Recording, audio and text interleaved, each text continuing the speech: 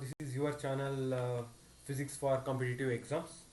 We are discussing physics concepts, MCQs, and problems in physics. So, in the last two videos, we discussed concepts of units and measurement, and also we solved many MCQs and problems on this topic. Today, we are going to discuss a new topic called dimension, and we are also going to discuss some of the application of dimensional analysis. So, so what is a dimension? So dimension is a technique or method in which physical quantities can be expressed in terms of combination of base units. We know that there are seven fundamental base quantities. So for example, length, which has a dimension uh, called L and enclosed in square brackets, and mass have a symbol of dimension M. Again, it is represented in enclosed in square bracket. So similarly, time, so symbol is T, and then electric current I, temperature theta or K. If it is a degree centigrade, then it is theta, and if it is a Kelvin, then the symbol of dimension is K enclosed in square brackets. And then we have got luminous intensity, and then amount of substance mole. Okay, so far we have seen dimensions of base quantities. Now let us define what is dimensional formula. So I have already told you that dimension is a method in which physical quantities can be expressed as combination of base quantities. So dimensional formula of a physical quantity are the exponents to which the base units are raised to obtain a unit of that physical quantity. So the dimension formula gives the relation between base units and the derived unit. So this is a very important concept needs to be remembered. Um, so now, if Q is the unit of a derived physical quantity represented by Q is equal to M power A, L power B, and T power C, then M power A, L power B, and T power L is called the dimensional formula, and the exponents or the powers A, B, and C, they are called dimensions. So to bring more clarity, let us consider an example of the physical quantity force. So we know that force is equal to mass into acceleration, where acceleration is change in length by time. So acceleration can be written as length by time divided by time. So then the force is equal to mass. After simplification, we get force is equal to mass into length into time power minus 2. So the dimensions of the force are 1 in mass, 1 in length, and minus 2 in time. So therefore dimension of force is equal to in MLT minus 2 enclosed in square brackets.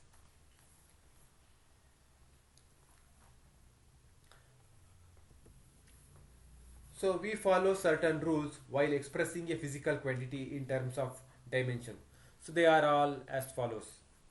So the first one is obtain the derived quantities in terms of fundamental quantities while writing a dimension. So in the last example, force, which is derived physical quantity and can be expressed as fundamental physical quantities such as mass, length, and time. So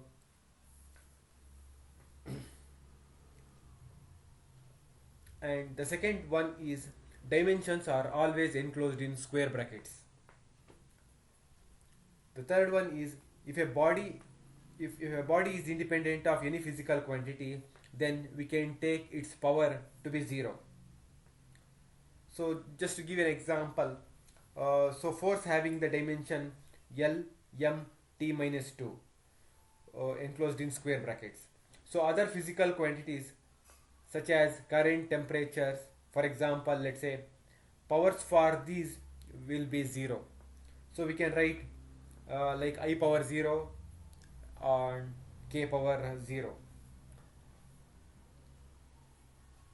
The fourth one is the magnitude of the physical quantities are not considered.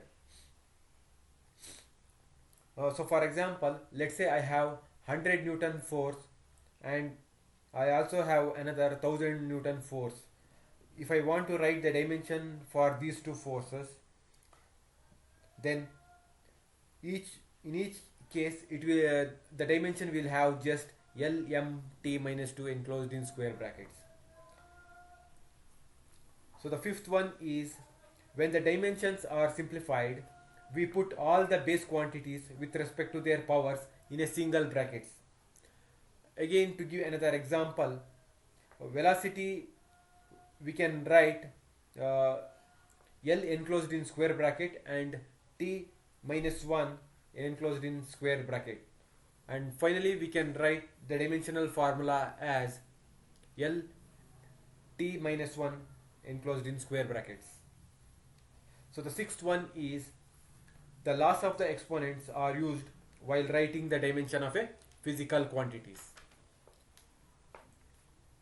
The seventh one is if the dimension is written as it is, then we can take its power to be 1. So for example, velocity having the dimension L t power minus 1. So the base quantity length has a power equal to 1. So the eighth rule is dimensionless physical quantities are independent of fundamental physical quantities. For example, we know that plane angle and solid angles are the dimensionless physical quantities. So they are independent of 7 base quantities. Okay, so with this, now let us move on to look at some of the dimensions for the derived physical quantities. So in this table we see derived physical quantities in the first column, symbol in the second column, and their formula in the third column, SI units in the fourth column, and dimensional formula in the last column. So now the displacement has SI unit of meter. It is represented by symbol S, and dimensional formula for displacement is m0 L1 T0, and it should be enclosed in square brackets. So another example, let's say area is represented by symbol A, has a formula length into breadth, and its SI unit is meter square. So the dimensional formula for area is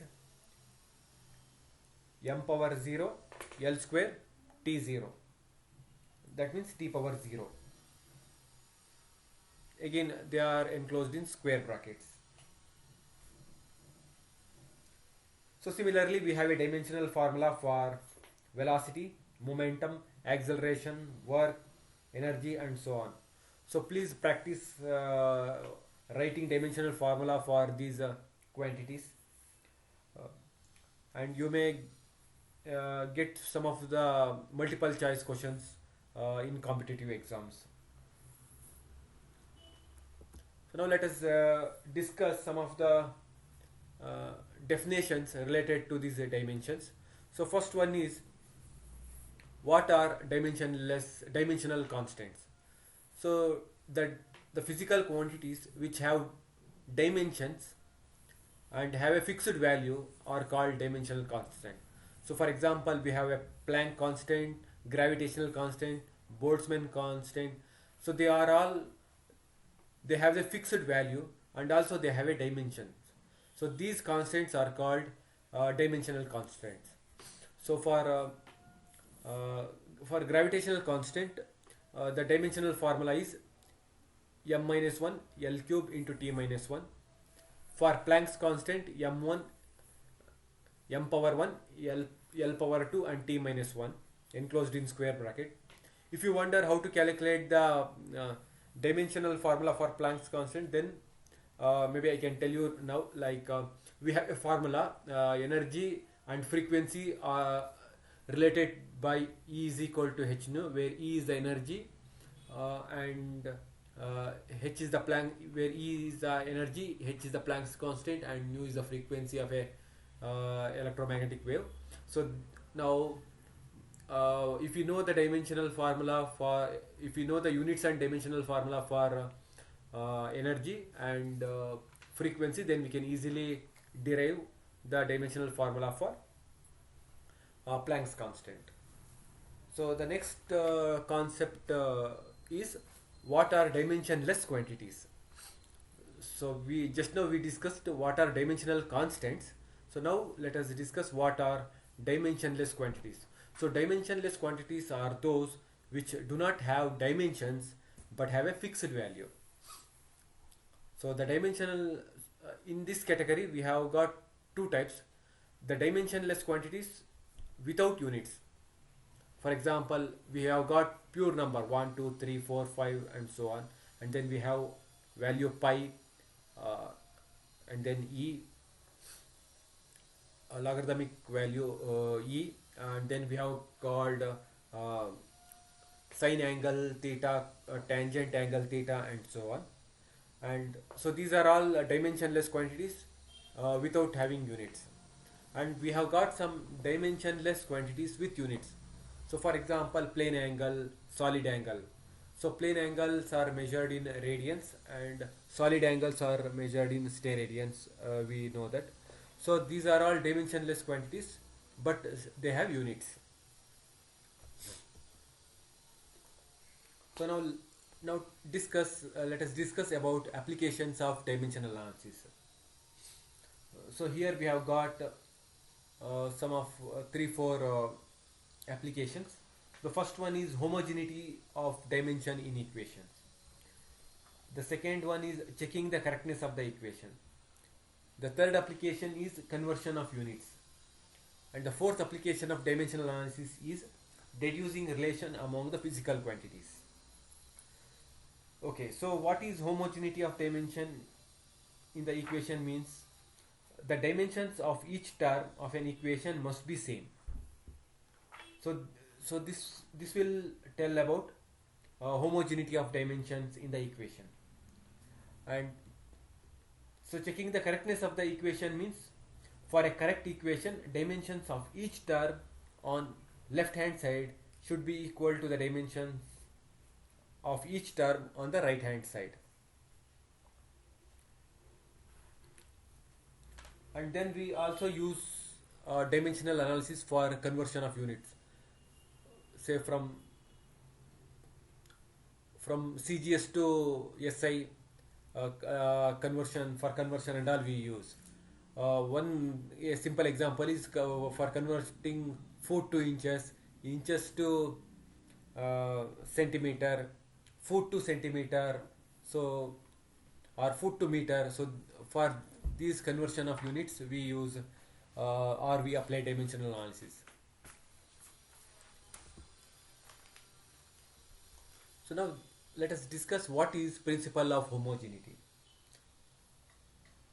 According to this principle, we can multiply physical quantities with same or different dimensional formula at our convenience.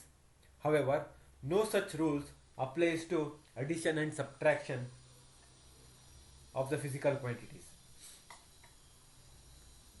So, where only like physical quantities can be added or can be subtracted, and hence the dimensions of all the terms in the equation must be identical. It means one can add or subtract similar physical quantities.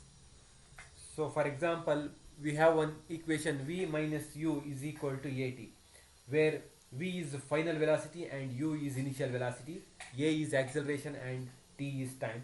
So we can subtract v from, we can subtract u from v. It means both v and u are similar physical quantities. That's why we can subtract. And similarly, we have got another equation v is equal to u plus at, where u is is the initial velocity, and a into t is another similar physical quantity, because a is acceleration and t, when it is multiplied, the time is multiplied to acceleration, will give the uh, similar physical quantity as that of velocity. So we can add that two uh, terms, or the two physical quantities, such as u and at. So now, so this means, like, mass can be multiplied to acceleration, but mass cannot be added to acceleration. So this is what the principle of homogeneity means. So it says, like, we can multiply physical quantities with same or a different dimensional formula as per our convenience, but the same rule does not apply to addition and subtraction.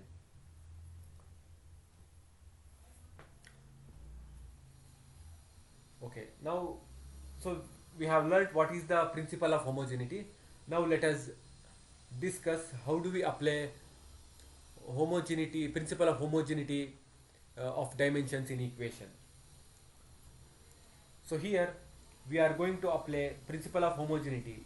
It means each term must have the same dimensions, and two variables cannot be added if dimensions are different, and we can multiply any two variables, that is, we can multiply any two physical quantities.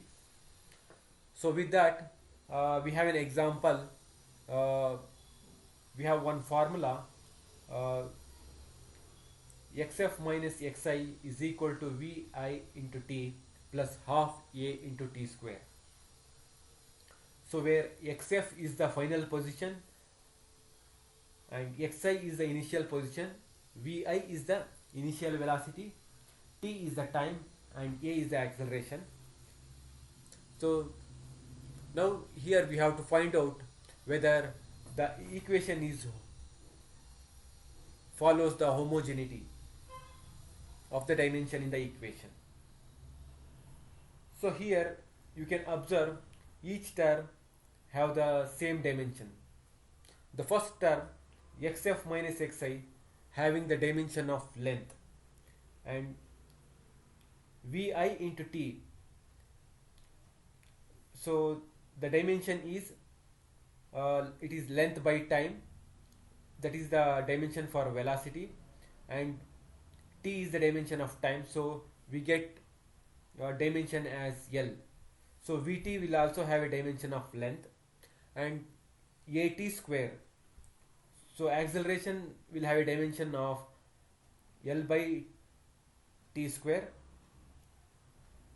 and its dimension is, and t square dimension is t power 2. So in the left hand side we have xf minus xi, and in the RHS we have got vi into t plus half a t square. So the dimensional formula for LHS is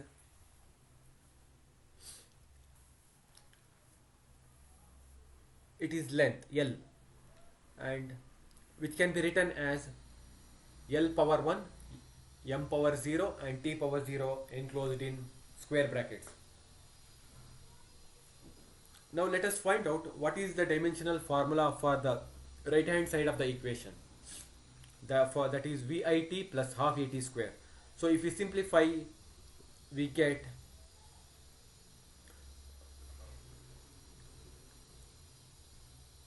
L power 1, m power 0, t power minus 1. That is the dimensional formula for the velocity, multiplied by L power 0, m power 0, t power minus 1. That is dimensional formula for time, plus, now let us substitute the dimensional formula for acceleration and time. We will get like L power 1, m power 0, t minus 2 into L power 0, m power 0, and t power 2.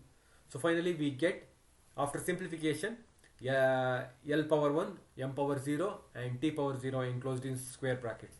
So from equation 1 and 2 we can see LHS dimensions of LHS is equal to dimensions of RHS.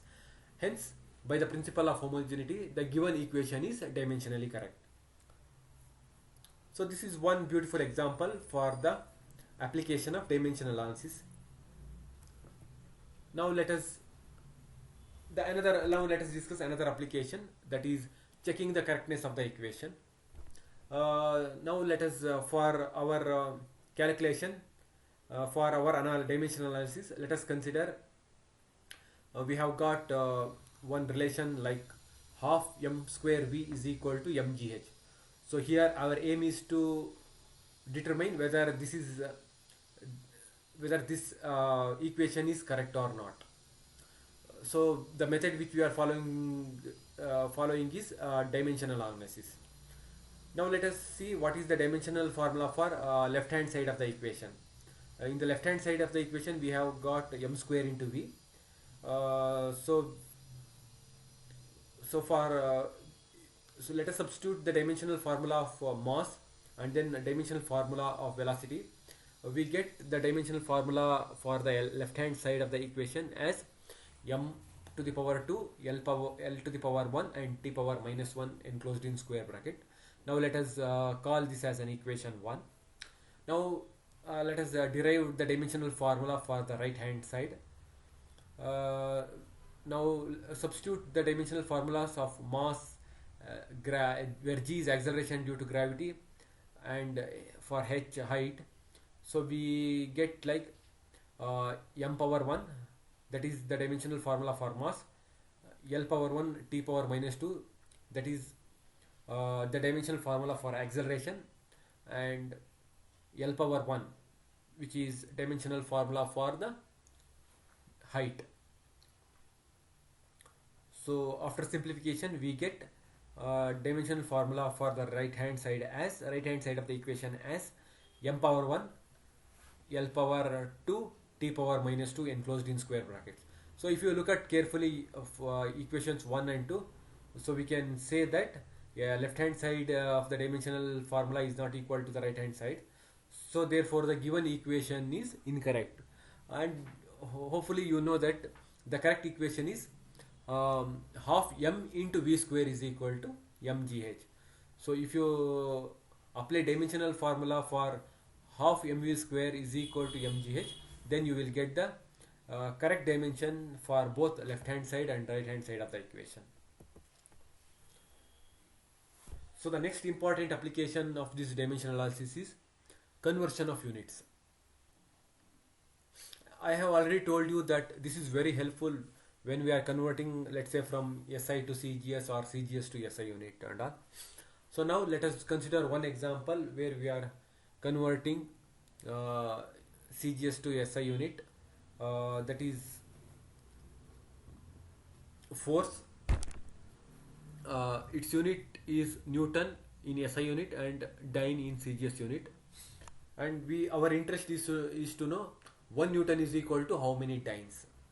Now let us consider this unknown as x, which is a conversion factor, and we know the dimensional formula for force is m power 1 L power 1 T power minus 2 enclosed in square bracket.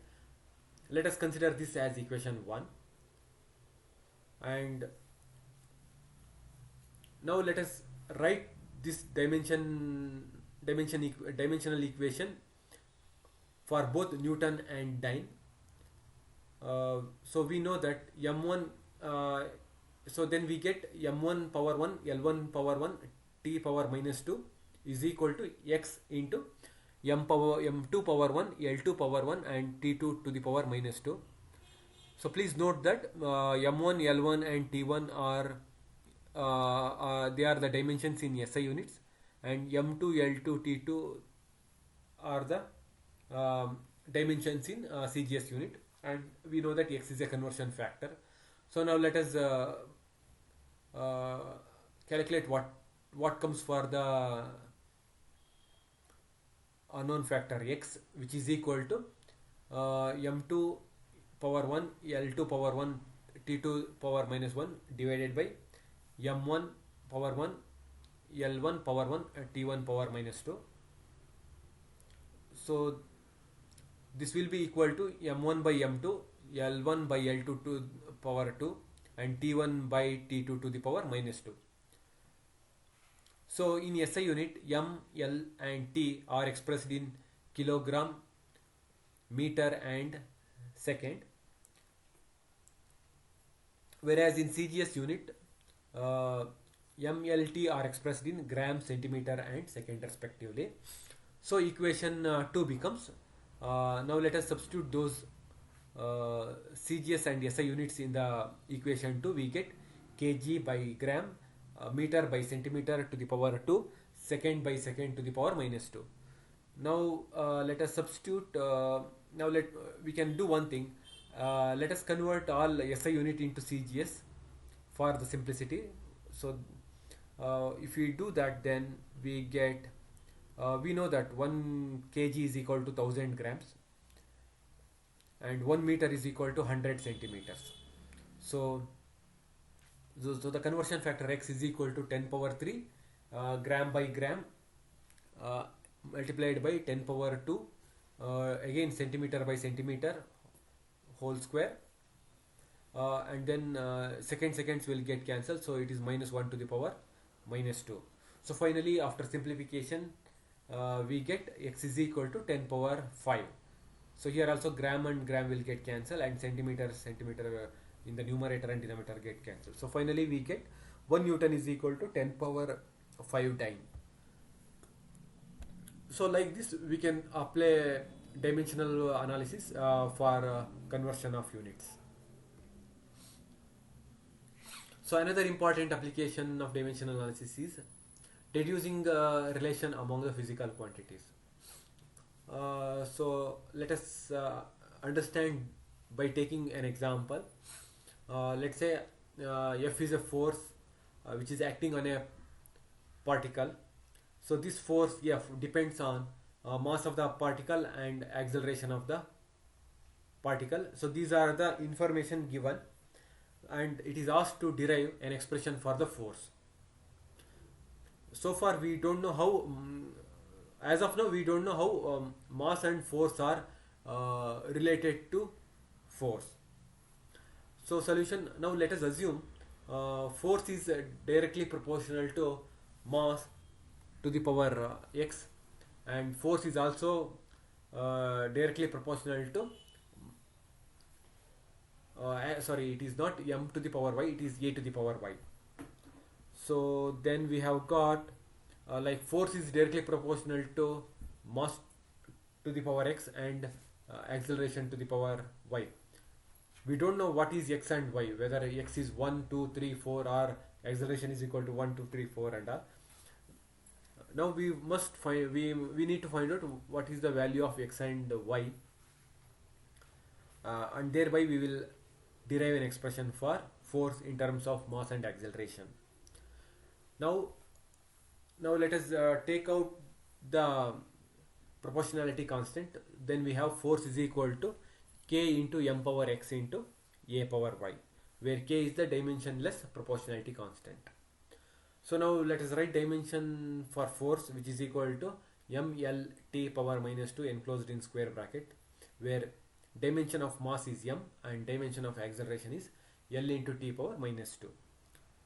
So now let us substitute this in the equation f is equal to k into m power x and a power y. Then we get m l t to the power minus 2, that is the dimension of f, which is force, which is equal to dimension of m to the power x and dimension of acceleration, which is l into t power minus 2 to the power y. Now we have m l t minus 2 is equal to dimension of mass multiplied by l power y and t power minus 2y. So now if you carefully look at left hand side and right hand side, m to the power 1 is equal to m to the power x, and l to the power 1 in the left hand side is equal to l to the power y in the right hand side. So from this what we can get, x value is equal to 1 and y value is equal to 1. So therefore f is directly proportional to, so f is equal to k into m power 1 and a power 1, where we also assume k is equal to 1. So finally we got an expression, and we have derived an expression for force in terms of mass and acceleration by using dimensional analysis. Now let us discuss some of the limitations of the dimensional analysis. So these are all very simple. We can easily understand this. The first one is dimensionless quantities cannot be determined by this method, and the constant of proportionality cannot be determined by this method. The next one is this method is not applicable to trigonometric and logarithmic exponential functions, sin theta, sin inverse, log a, e power x. For these expressions we cannot use dimensional analysis. And in case of physical quantities which are dependent on more than three physical quantities, again this method will become very difficult. And in some cases the constant of proportionality also possesses the dimensions. So in such cases here we cannot use this system. So for example, we have got a gravitational constant, or Coulomb electrostatic force constant. So in such cases it is difficult to apply this method. And the last one is, if one side of the equation contains addition or subtraction of the physical quantities, then also we cannot use this method to derive an expression. So that's all from my side. Thank you for watching my video. Thank you very much for your continuous support. Bye bye.